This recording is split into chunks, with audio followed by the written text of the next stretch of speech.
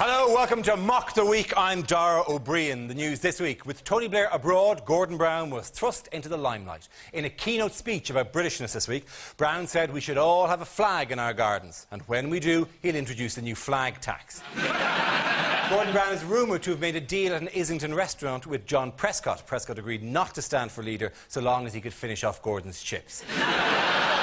The government smoking bill sailed through the Commons this week. Under the new bill, you will of course be allowed to smoke in your own home. Although if a burglar breaks in, you have to stub it out because then it becomes his workplace. The ID card bill was also passed, but by a small majority. The government is keen to stress the benefits of ID cards, the prevention of international terrorism, controls on illegal immigration, and every time you get stopped by the police, you get nectar points. Also going to the Commons this week was the terrorism bill. Some civil liberties group have claimed that under the bill it could even be illegal to celebrate Guy Fawkes Night, or 5/11 as it's now known. US Vice President Dick Cheney shot a lawyer friend while quail hunting in Texas. The victim's name was Whittington, although sadly no one shouted, "He's behind you." Joining me tonight to work through a series of satirical games are six of the finest comedy performers. Andy Parsons, Rory Bremner, Greg Proops, Frankie Boyle, Hugh Dennis and Gina Yashery. Welcome to you all.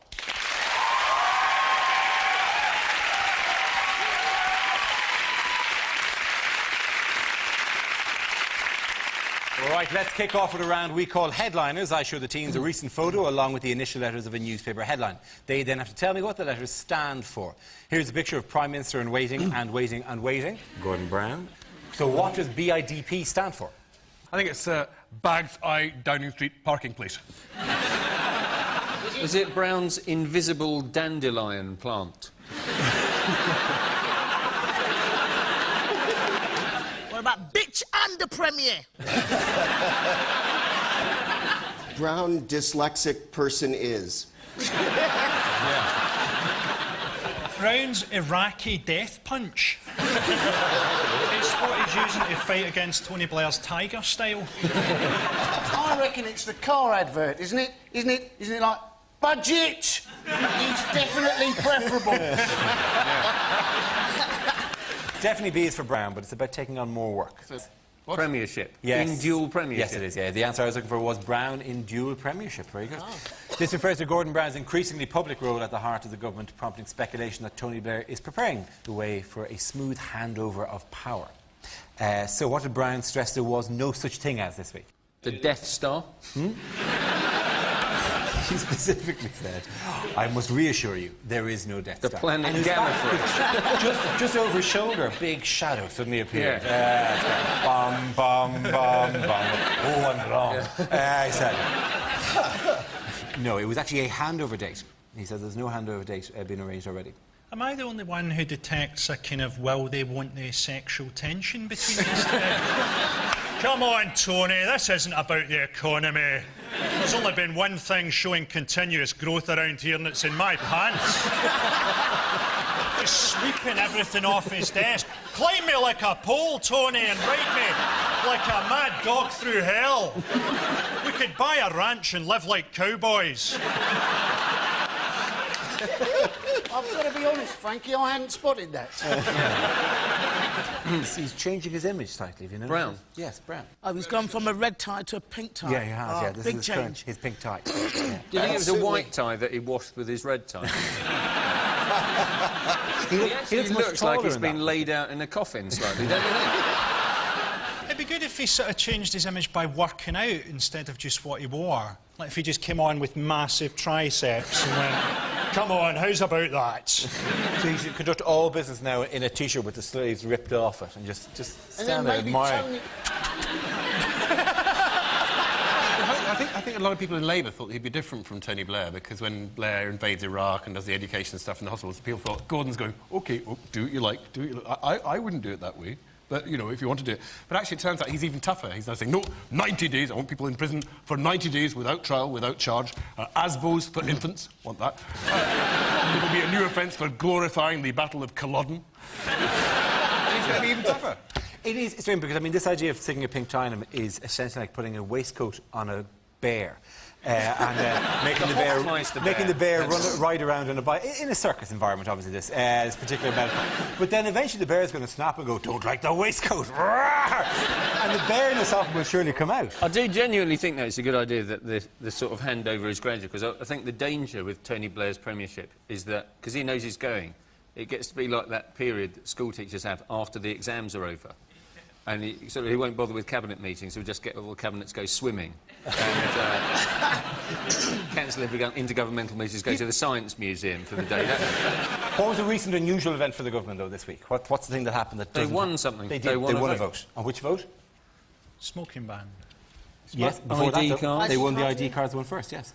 This was surprising, wasn't it? Because they now want us to have these ID cards with a facial scan on them, don't they? Yes. Although the technology is such that at the moment that apparently 30% of the time these facial scanners won't actually recognise your face. You don't want to be there at immigration desperately trying to remember what face you pulled when you first had the card done. What if you're a schizophrenic? You'll have to have a different identity on either side of the card, presumably. Which would be quite difficult. You have to decide who you are before you go through control. Even if you suffer from dual personality disorder, you don't turn into the person like it's not right. But by now I'm me, but sometimes I have a small handlebar moustache and speak like a 1920s silent movie villain. They're going wrong as well, aren't they? Because I think they've got iris information and fingerprint information. They've also got a barcode, so perfectly possible that you get through the first two, your irises are all right and your fingerprints are all right, but in fact, the barcode's saying that you're not who you are, you're a 250-gram family pack of shreddies. Bad news, you're not getting the fame. Good news, you've been reduced to 63 pence. What if you've had loads of plastic surgery? Pete Burns' card would have to be about that big. Pete Burns, when he's actually a hologram, you just twist it in different faces. My understanding is the identity card is to prevent terrorism? Yes. Because terrorists often, flash a bogus ID before they pull their act? Like, oh, I thought that was you, Abdul David John. It'll stop you if you're a terrorist underage drinker trying to get in free at the swimming. No cider for you, Abu Hamza. He's not going to get through anyway. He's got a fingerprint and iris information. He's going to slip through unnoticed. It is strange to see people getting up in arms about this. I'm not giving them my information, unless, of course, I'm online and want to buy MP3s or pornography. Then you can have all the information you want, absolutely. But how much information do they need? This is going to have 39 pieces of information, so you're going to get stopped by a police officer going, "Oh, really? Annie Hall's my favourite movie too, sir." I'm afraid I'm going to have to arrest you for not putting anything under hobbies and interests. Tony Blair missed the vote on ID cards this week after his plane was delayed in South Africa when the pilot noticed sparks flying from one of the engines. Blair panicked and his life flashed before his eyes, in a carefully edited version showing him in a more favourable light. Gordon Brown has called for children from deprived areas to volunteer for the Army Cadets. So there's an idea. Take some bored teenagers and give them a gun. Another bill that was passed in the Commons this week was the controversial terrorism bill, the government's official terror watchdog. I'm sorry, I just love the notion of it having an official terror watchdog.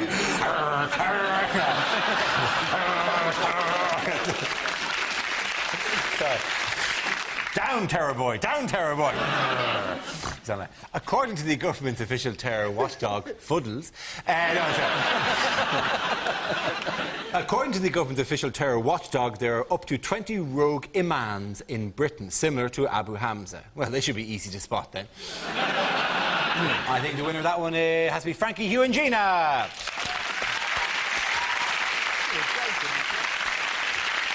The next round is called Between the Lines and features Rory and Hugh. Would you make your way to the press pit, please? In this round, one of them takes on the role of a person in the news addressing the media, while the other translates what they really mean. With a change of leader in the offing, Rory, your Prime Minister Tony Blair, reviewing his years in Downing Street. Gosh, ladies and gentlemen, the world is a difficult and dangerous place. We face perhaps the greatest challenges we've ever faced in our history. Time to go. It is the greatest duty of any Prime Minister and any government to protect the safety and security of their citizens. Whoops. As Prime Minister, I spent a lot of time lying awake at night, staring into the abyss.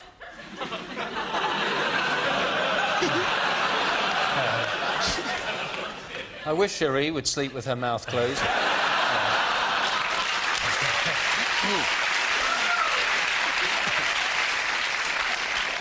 All right. I know that people are just going on and on and on about when I'm going to step down. I know Gordon's going on and on and on about when I'm going to step down. But look, when I do, I'm not a kingmaker. There will be a proper procedure for the succession. Whomsoever pulls the sword from the stone, he is the one. I know that in time, Gordon will be an excellent leader. Of the opposition. I know that a lot of people think that I'm insincere. But hey, I love you all. And when I actually do move on from my career in public service, I'm looking forward to a new challenge. Tonight, Matthew, I'm going to be James Blunt. Well done, Rory and Hugh. Very good. Points there for Hugh, I think. And for Roy. What the heck? Now we play a round called Round and Round and Round It Goes. Where it lands, do some jokes. This game involves Greg, Frankie, Gina and Andy. So if you could make your way to the performance area, please. This is a stand-up challenge. Our random news generator contains a bank of newsworthy topics. We spin the wheel, and when it stops, anyone can step forward and try to make us laugh about the subject it's landed on. If I judge the player's got a big enough laugh, he or she is safe and gets to sit down again. OK, here we go. Let's have a first topic, please. It is the future. Frankie. Worrying about the future is different if you're Scottish. So, like, English people are worried about the euro coming in because they're worried about what it will mean for nationality and identity. And in Scotland, we're worried that they might close down Pound Stretcher. Well, the new coins be heavy enough to throw at referees. You know, people worry about global warming, and in Scotland we think, about time. I don't know if you've been to Scotland, but you'll have noticed not a lot of Scottish people have wind chimes in their house. It'd be like having tinnitus. and the winter is a tremendously difficult time of year for Scottish men to get laid, because Scottish women wear so many clothes. It's difficult to get at them. You know how in the movies and that, a young man's sexual rite of passage is the first time he manages to get a woman's bra strap undone. In Scotland, it's the first time you get a button off in her duffel coat. Oh, just another 2 to go. Then I've got my hands on that fleece. It's layers up there. Having a gangbang in Scotland's like playing pass the parcel. Here's your time, Frankie. Frankie, sit down. Good man. Let's have another comedy topic, please. George Bush. Oh. OK, good man, Greg. I volunteer. I come from America, and our president is a man of strong beliefs. He believes in Jesus Christ the Lord. He believes there's no such thing as global warming. And he also believes that if you put a playing card in the spokes of your bicycle, it makes it sound like a jet engine. I'm always blown out that they let Bush meet other world leaders. It's such a good idea on paper. And then he meets the other world leaders. I'm always waiting for one of them to go, I'm sorry, could I talk to someone in charge? I didn't know you were going to send the Walmart assistant manager. I think you've done well enough. Ladies, give it up for Greg Page. Nothing but gold there. OK, that leaves with Gina and Andy. It's a tie-break. I'm going to pick one topic and you're both going to have a go on it. Let's spin the wheel. OK, the subject is crime. Gina, do you want to go first? Crime. I think this country's a bit too soft on crime. A burglar comes into your house, you're supposed to cook him dinner, tell him about the error of his ways, and if you're feeling really generous or feeling especially brave, put him under citizen's arrest. What if you're not a citizen? Why are you you doing in my house stealing my stuff? I am putting you under citizen's arrest. Shut up, mate. You're not a citizen. I'm calling immigration.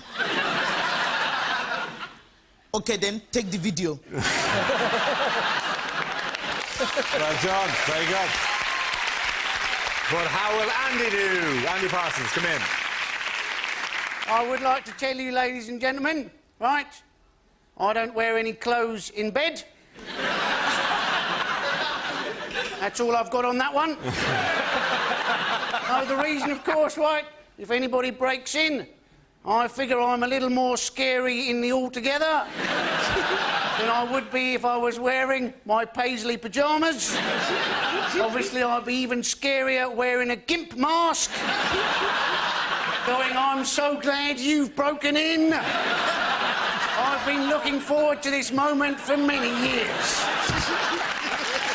Very good. Well done, Andy. Andy's the winner. Jeannie, you may sit down now as well.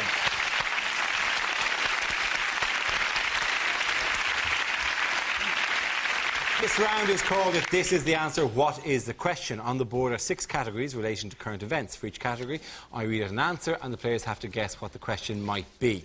Andy, which category would you like? Could I have world news, please? OK, world news. The answer is 30 yards. What is the question? Is it, when you've entered a marathon, is it how long before you regret wearing the rhino outfit? On a Saturday night, what is the distance between Jodie Marsh's ankles?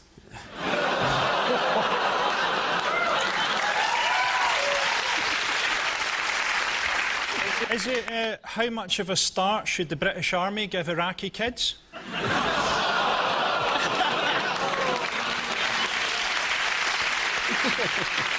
I've got it. Is it what is the circumference of the average American? The bus is 31 yards away. How far can you run before it moves off? Is it how far is the average child away from a paedophile if they sit at the very back of the classroom?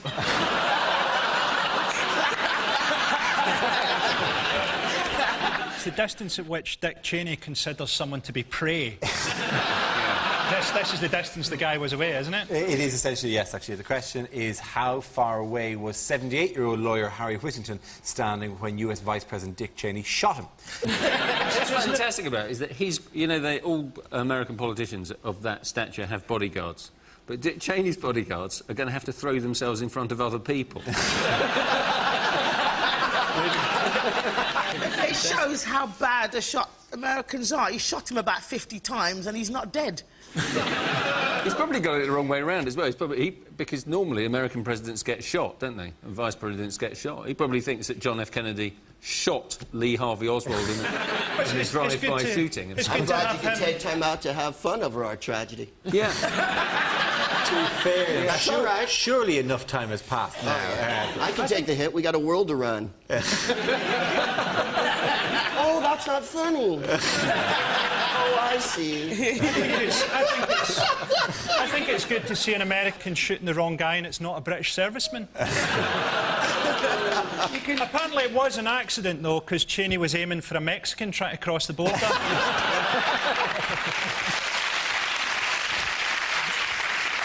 You can always tell the difference between American politicians and British politicians, can't you? Because Reagan shot, Lincoln shot, Kennedy shot, Ruth Kelly hit by an egg. You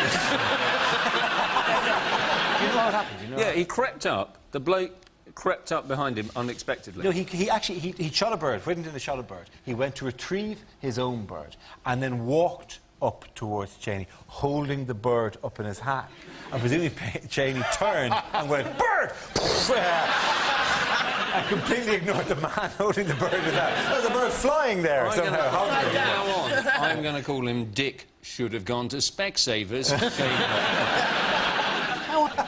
The actual quote from one of the doctors was that they estimated that the amount of buckshot in Mr. Whittington was between 5 and 200 pieces of buckshot. More than 5, but less than 200. We can narrow it down that much. It'll also be the first time anybody has shot a lawyer and the lawyer doesn't sue. No, the one piece of good news is that even though he did shoot him in the face, Cheney has won the contract to rebuild it. The lawyer, Harry Whittington, is now doing as well as can be expected. That is, considering his head is mounted on a wall above Dick Cheney's fireplace. It's not known quite why the shooting occurred, although it did happen just after Harry Whittington sidled up to Cheney and whispered in his ear, "Have you seen Brokeback Mountain?"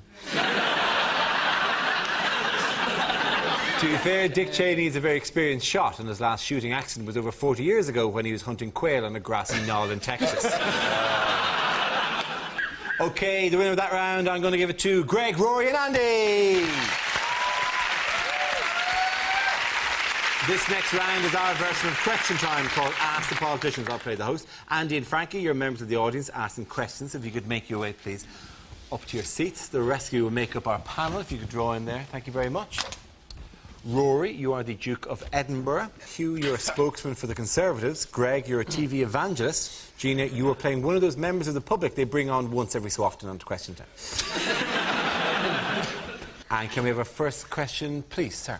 Can I ask the panel what they do to combat bird flu? It hasn't yet reached America now, bird flu. It is a new No, one. it hasn't. And the reason is our faith. It's not the enormous body of water between you and Asia. The enormous body of water that surrounds us was put there by the Lord to keep us separate from the evil flu that comes from other countries. A lot of the birds you'll find hold liberal beliefs. And I think that's what allows the disease into them. Are you saying the bird flu is a punishment from God? Oh, I'm not saying it's a personal punishment from God. I'm just saying those who get it know why. The Conservatives, where are you on this? Well, it's going to be very hard for me to adhere to, but I believe stay away from chickens and don't have sex with them. Or ducks or swans. I'm probably the only member of this panel who has my own personal swans. That belongs to my wife, you bastard! Yes, I've also had sex with your wife. You lucky chap, I haven't for about 60 years. Other than that, the only thing I can think of, really, is just fill Lake Windermere with Lemsip. As an ordinary member of the public, where are you on this? I think bird flu can probably be killed by frying it and put it in the breadcrumbs like Kentucky Fried Chicken does. Well, of course, you can spray against it. Buckshot's the best thing. Our vice president has been working hard on that. I think, possibly, the answer would be to give ducks ID cards. Another question there, please. Gentleman there. Yes, could I ask the panel, please, what do they think is the best way for parents to discipline their kids? Beat them! Beat them hard. Beat them every day. Don't beat them with anything. Shoes, belts, televisions, smaller children, anything. Yes.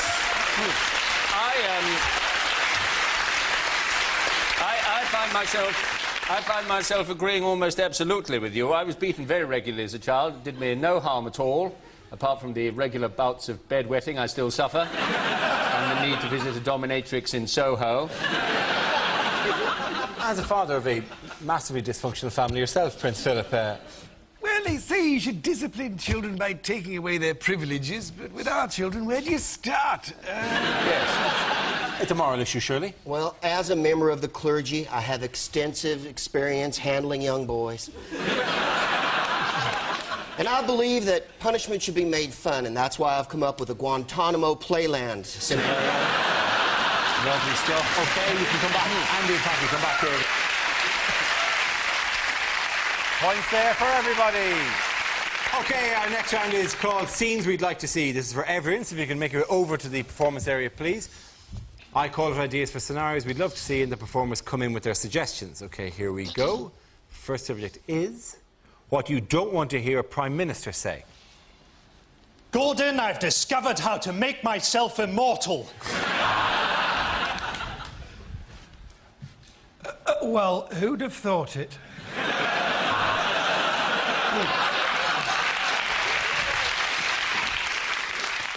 Unfortunately, we have received no such undertaking, and we are now at war with Wales. Oh my God, first celeb Big Brother, and now this! Get me an 18-inch knife and a hand grenade. I'm sorting this Iraq shit out. So, there were these two Muslims walked into a bar. Oh, Mr. President, you're hurting me.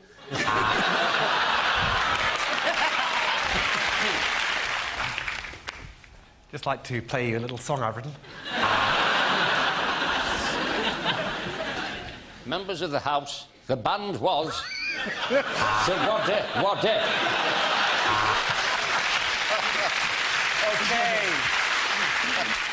The next topic is in the week in which Tony Blair's plane was forced to land due to engine trouble, unsettling things to hear from the cockpit of a plane. Thank God we're flying. I'm too pissed to drive.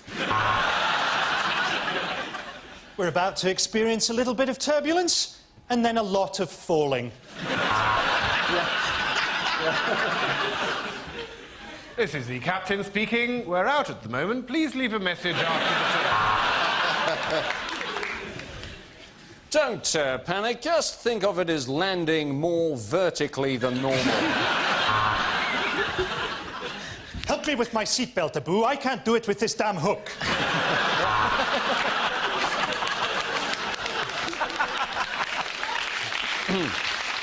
OK, Captain Thomas, when I tap the windscreen, I want you to stop.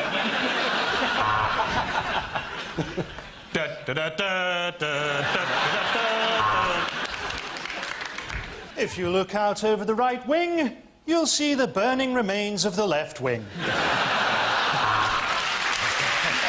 next topic is bad Valentine cards to receive. I want to bonk you senseless tonight.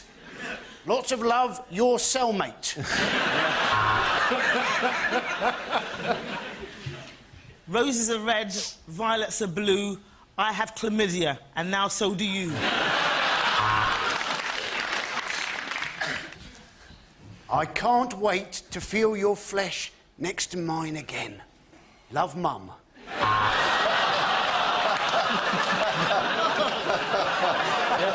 I will be as faithful to you as any dog, and come when you whistle.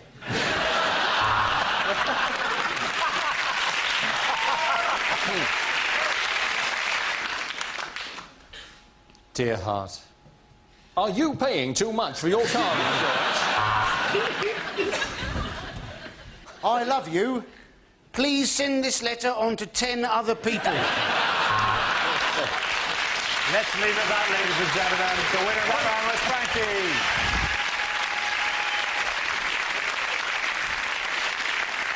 That's the end of the show. This week's winners are Greg Proops, Rory Browner and Andy Parsons.